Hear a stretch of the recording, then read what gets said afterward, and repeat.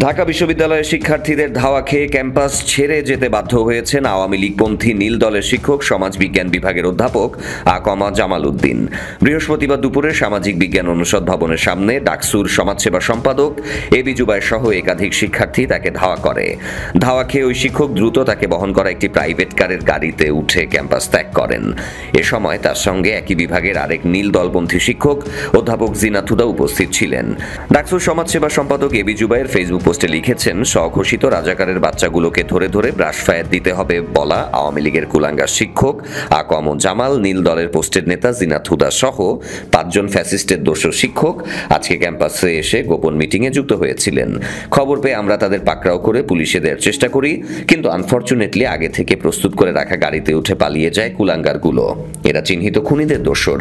এদের বিভাগের শিক্ষার্থীরা ক্লাস পরীক্ষা সব বয়কট করেছে, তারপরও এরা ক্যাম্পাসে প্রবেশ করার সাহস কিভাবে পায়?